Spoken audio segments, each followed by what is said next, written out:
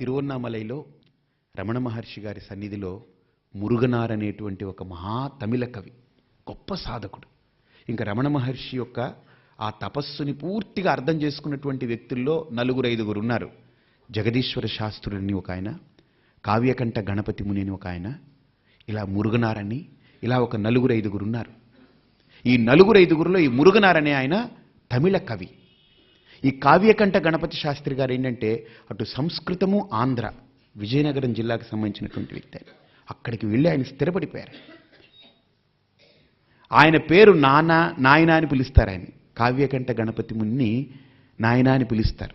అక్కడంతా విజయనగరంలో నాయనగారు అని పిలుస్తారు.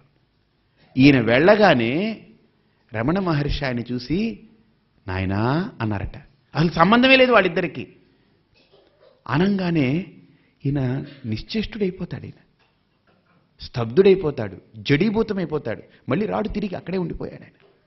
అది తపస్సు యొక్క గొప్పతనం. అయితే ఈ మురుగనార్ అనేటువంటి తమిళ కవి ఈ కథ ఏదైతే పురాణాంతర్గతమైన కథ ఉందో, స్కాంద పురాణంలో, శివపురాణంలో ఈ కథ ఏదైతే నడిచిందో, ఈ ఋషులు, శివుడు, తపస్సు, ఇవన్నీ అంతవరకు చెప్పుకుంటూ వచ్చి రాస్తూ తర్వాత రమణ మహర్షి గారికి చూపించారట. ఆయన చాలా ఆనందపడ్డారట రమణ మహర్షి. మంచిదయా, పురాణంలో చాలా అద్భుతమైన అంశం తీసుకొచ్చావు, చాలా బాగుంది అని చదువుతూ శివుడు ఆత్మవిద్యను ఉపదేశించారు ఋషులకి అని అక్కడ పులి స్టాప్ పెట్టారట, ఆపేశారట. ఆయన ఏం ఉపదేశించాడు రాయివయ్యా అన్నారట. ఆయన నాకు చేత కాదండి, నేను కథ వరకే చెప్పగలను. ఈ కథ ఏ కథకైతే తీసుకెళ్తుందో కంచికి, నా వల్ల అవ్వదు. నేను కవిని మాత్రమే, నేను జ్ఞానిని కాను. అది మీరే చెప్పాలన్నారట, అది మీరే రాయాలన్నారట. అప్పుడు ఆ రమణ మహర్షుల వారు ఆయన స్వానుభవంతో ఆ తపస్సుని అనుభూతి చేస్తూ తీసుకొచ్చినటువంటి శ్లోకాలు తమిళంలో. దీనికి తమిళంలో ఉండిపర అని ఛందస్సు పేరు. ఉండిపర అని ఛందస్సు పేరు. ఆ ఛందస్సులో ఆ తాళంలో ఆ శ్లోకాలన్నీ తీసుకొస్తారు ఆయన, 30 శ్లోకాలు. దాన్ని మళ్ళీ తెలుగు వాళ్ళు, వాళ్ళు, అన్ని ప్రాంతాల వాళ్ళు ట్రాన్స్లేట్ చేసుకుంటూ ఉంటే రమణ మహర్షుల వారు కావ్యకంఠ గణపతి ముని గారు కూర్చుని ఉన్నప్పుడు, అయ్యా ఏ భాష వాడు వాడి భాషలోకి అనువదిస్తున్నాడు, కానీ ఇది సార్వజనీనం అవ్వాలి, సార్వత్రికం అవ్వాలంటే సంస్కృతంలో చేస్తే బాగుంటుందనంటే అప్పుడు కావ్యకంఠ గణపతి ముని వారు, స్వామి మీరు చెయ్యండి, మీరు చేస్తే మాకెంతో ఆనందం అన్నారట. అప్పుడు రమణ మహర్షుల వారు చెబుతూ ఉంటే దాన్ని కావ్యకంఠ గణపతి ముని వారు, జగదీశ్వర శాస్త్రులు వీళ్ళందరూ కూర్చుని దాన్ని ఇచ్చేసి తీసుకొచ్చినటువంటిది ఈ ఉపదేశ సారం. అంటే ఆ పరమశివుడు ఏ ఉపదేశమైతే ఋషులకు ఇచ్చాడో ఆత్మవిద్యని, దాని యొక్క సారాన్ని ఈయన గ్రహించి మనకు అందించారు.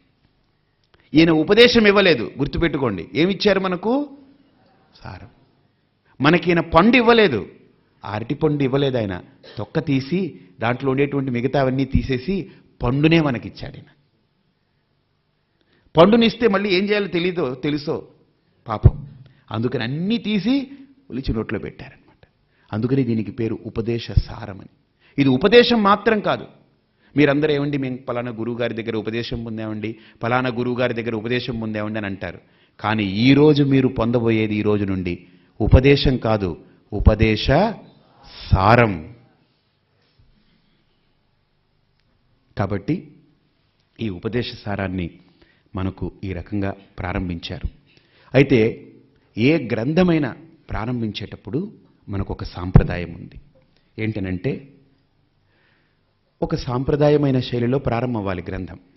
ఓంకారశ్చ అథ శబ్దశ్చ ద్వావేతౌ బ్రహ్మణః పురా కంఠం భిత్వా వినిర్యాదౌ తస్మాన్ మాంగళికా ఉభౌ ఓం అథ ఓం అథ ఓం అథ.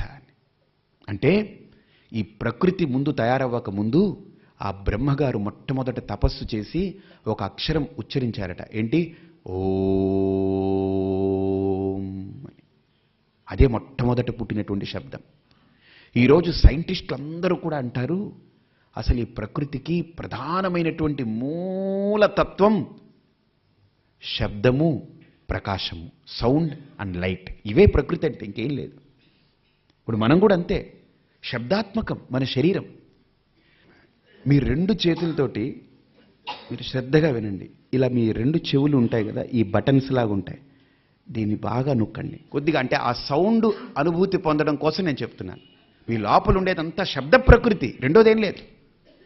ఇకపోతే ప్రకాశం. ఎలాగ ప్రకాశం అని అంటే, శబ్దాన్ని ఇవి మూసి చూడొచ్చు, కానీ వెలుగుని వీటిని మూసి చూడలేం. కళ్ళు మూసుకొని లోపల ఆ వెలుగుని చూడగలగాలి. కాబట్టి లోపల ఉండేది శబ్దము, ప్రకాశం అంతే. అదే ఈ సృష్టికి కారణం. సౌండ్ అండ్ లైట్ అంతే. ఇంక రెండోది, మూడోది ఏం లేదు ఇక్కడ. ఆ ఎనర్జీ 2 రకాలుగా బయటకు వచ్చింది, శక్తి. ఒకటి శబ్దాత్మకం, 2 ప్రకాశాత్మకం. మీరు ఫ్లైట్లో కనుక పైకి వెళ్ళిపోయారనుకోండి, ఒక స్థాయికి వెళ్ళిపోయిన తర్వాత ఆ హోరు, భీకరమైన హోరు మనం తట్టుకోలేం.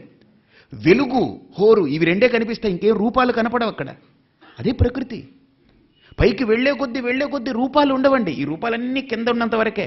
కింద పడి ఉంటేనే ఈ రూపాలు, ఈ నామరూపాలన్నీ కిందనే. పైకి వెళ్లే కొద్దీ నామరూపాలు ఉండవండి. ఒక భీకరమైన హోరు, శబ్దం, వెలుతురు, వెలుగు, ఇవి రెండే ఉంటాయి. ఇక్కడ మనం ఈ నామరూపాలు పెట్టుకుని జంజాటాలు, గందరగోళాలు, వాడు వీడు ఇద్దరు, ఈ నామరూపాల దగ్గరే ఉంటాం మనం. వదిలేయండి, పైకి ఎదగండి. ఒక్కసారి కళ్ళు మూసుకుని ఒక్కసారి ఎదగడం మొదలు పెడితే ఈ నామరూపాలు కనపడవండి. ఈ నామరూపాలు ఎలా కనిపిస్తాయో తెలుసండి, నాకు ఒక ఫన్నీ ఎక్స్పీరియన్స్ అనమాట. ఫన్నీ ఎక్స్పీరియన్స్ ఏంటనంటే, ఆకాశం ఉంటుంది కదండి, మబ్బులు, ఓ బొడుపులు బొడుపులు బొడుపులు, ఇంతింత ముక్కలుగా ఉంటాయి. ఇక్కడి నుంచి చూస్తుంటే ఫ్లైట్లో ఎక్కిన తర్వాత ఒక స్థాయికి వెళితే, డొమెస్టికల్ ఫ్లైట్స్ కాదు, అవి ఒక రేంజ్లోనే పోతాయి. ఇంటర్నేషనల్ ఫ్లైట్స్ ఎక్కామనుకోండి, ఇంకా కొద్దిగా హైయెస్ట్ రేంజ్లోకి వెళ్తుంటాయి, ఇంకొద్దిగా రేంజ్లో వెళ్తాయి. అది వెళ్ళే కొద్దీ అసలు విచిత్రంగా అనిపిస్తూ ఉంటుంది అక్కడ. నేను అవి చూస్తూ ఉండిపోతుంటాను. మనం ఆకాశం అంటే తెల్లగా కనిపించే మబ్బులు అనుకున్నాం, లేకపోతే మధ్యలో ఉండే బ్లూనెస్ అనుకున్నాం. అసలు ఇవి 2 ఉండవండి అక్కడ. ఫన్నీ థింగ్ ఏమిటనంటే, పైకి వెళ్ళే కొద్దీ అసలు రంగులు ఉండవు, ఈ మబ్బులు ఉండవు, ఈ రూపాలు ఉండవు. ఏమిటో శూన్యము అనేది కళ్ళకు కట్టినట్టు అక్కడ అనుభవ వేద్యమవుతుంది. శూన్యాన్ని ఎవడో చెప్పలేడు కదా, అనుభవ వేద్యం అవుతుంది అక్కడికి వెళ్ళే కొద్దీ. శూన్యం అంటే ఏంటో అసలు మతిపోతుందండి. నిజంగా ఆ ఫ్లైట్లో వెళ్తున్నప్పుడు నాకు ఉపాసన చేస్తానండి, మనస్సు కూడా ఎంత తేలికైపోతుందనంటే, అబ్బా అంత తేలికైపోతుంది. అరే, మనల్ని కనుక ఒకవేళ ఇక్కడికి తీసుకొచ్చి వదిలేస్తే, ఇక్కడ ఎవరు ఉండరు, తణుకు ఉండదు, రామకృష్ణ సేవా సమితి ఉండదు, మున్సిపల్ హై స్కూల్ గ్రౌండ్స్ ఉండదు, మీరెవరు ఉండరు. అక్కడ నేను ఉంటాను. అక్కడ ఎవరిని నేను బేరీజు వేసుకుంటానండి? ఎవరితోటి నాకు ఈర్ష్యా ద్వేషాలు ఉంటాయి? ఎవ్వరూ లేనప్పుడు నాకేమన్నా ఈర్ష్యా ద్వేషాలు ఉంటాయా? విశ్వమే వేదం పురుషః తద్విశ్వముపజీవతి.